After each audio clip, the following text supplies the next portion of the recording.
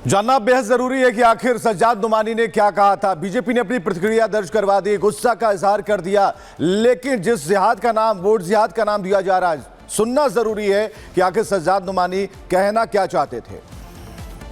साथ देने वाला न बने, कहिए इंशाअल्लाह।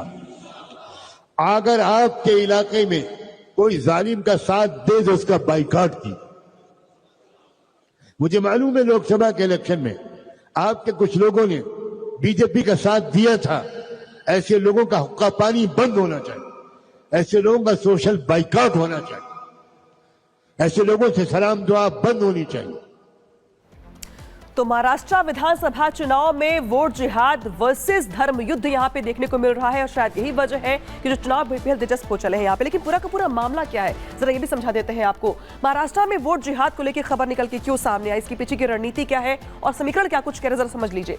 वोट जिहाद की अपील यहां पर की गई है, एमवीए से डील की खबर निकल के सामने आ रही है क्योंकि all India Muslim personal law board के प्रवक्ता का विवादित बयान सामने आया। वो बयान क्या था, जरा ये भी सुन लीजिए। बीजेपी मुस्लिम समर्थकों को बाइकआउट करने का यहां पर ऐलान किया गया। जो बीजेपी के मुस्लिम प्रत्याशी यहां पर है उनका बाइकआउट करने के लिए कहा गया। नुमानी का महाविकास अघाड़ी को समर्थन किया गया, खुलेआम समर्थन किया गया, बाकायदे प्रेस कॉन्फ्रेंस करके। एमवीए के 269 प्रत्याशियों को चुनाव में वोट करने की अपील की गई, खुलेआम बाइकआउट करने की एक पक्ष को और दूसरे पक्ष को यहां पे वोट करने की अपील की गई।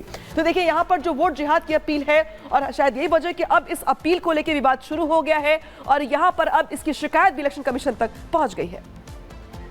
तो जैसा नामिका आपको बता भी रही है, किरीट सोमैया ने शिकायत दर्ज करवाई है चुनाव आयोग में। उनका यह कहना है कि सज्जाद नुमानी बीजेपी के खिलाफ मुस्लिमों को भड़का रहे हैं और इसीलिए अब शिकायत दर्ज करवाई गई है। चुनाव आयोग से एक्शन लेने की मांग की गई है किरीट सोमैया की ओर से, क्योंकि जिस तरह से महाराष्ट्र चुनावों में इस वक्त देखने को मिल रहा है, क्या एक तरह से ध्रुवीकरण की राजनीति की जा रही है। किरीट सोमैया ने शिकायत दर्ज करवाई है, क्या कह रहे हैं वो सुनवाते हैं। मौलाना नुमानी साहब मुस्लिमों के बीच में भाषण करते हैं, धार्मिक भावना भड़काते हैं।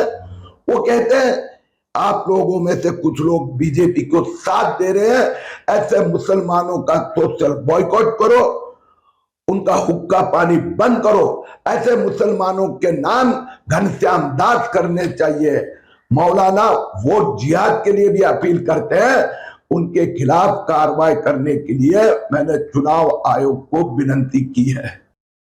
देखिए मौलाना ने यहां पर वोटों की अपील की, बाइकआउट करने की अपील की और पूरा मामला पहुंच गया इलेक्शन कमीशन, जहां पे बीजेपी की ओर से शिकायत की गई है। एक तरीके से शिकायत करने के बाद कार्रवाई करने की मांग की गई है।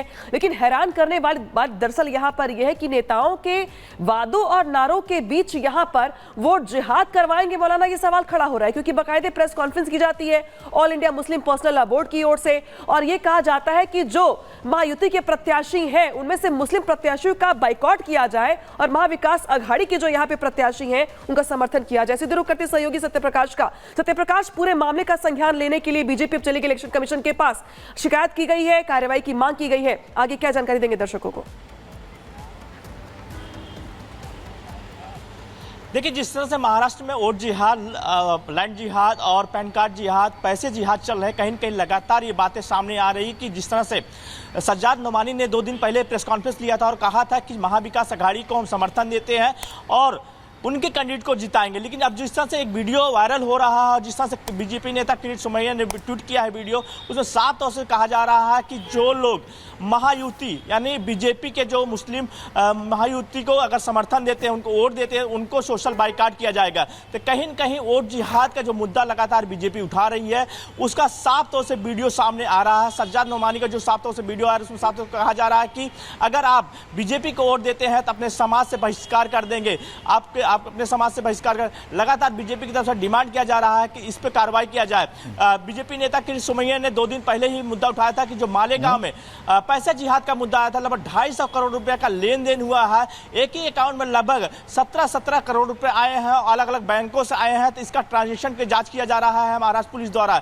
2 लोग इस मामले में गिरफ्तार किए गए हैं। तो कहीं न कहीं लगातार महाराष्ट्र में वोट जिहाद, पैसे जिहाद और पैन कार्ड जिहाद का मामला आया है। लगातार बीजेपी डिमांड कर रही है, चुनाव आयोग से डिमांड कर रही है, महाराष्ट्र पुलिस से डिमांड कर रही है कि इस मामले को लेकर कार्रवाई किया जाए। लेकिन कहीं कहीं साफ तौर से है कि कहीं कहीं जो मुस्लिम संगठन है, चाहे all India personal law board के नुमानी हो या दूसरे जो जिस तरह से मौलाना की तरफ से बयानें आ रही हैं, तो कहीं साफ तौर से है कि महाविकास अघाड़ी को समर्थन देते हुए नजर आ रहे हैं और इसी का कहीं कहीं बीजेपी लगातार विरोध कर रही है।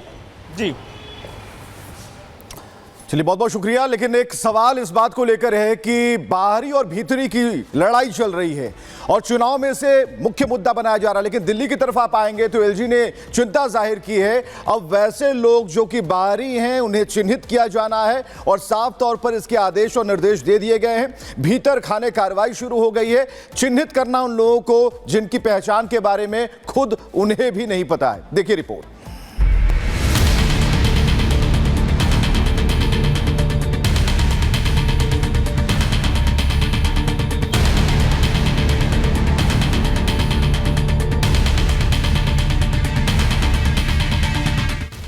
चुनावी शोर, घुसपैठियों पर जोर।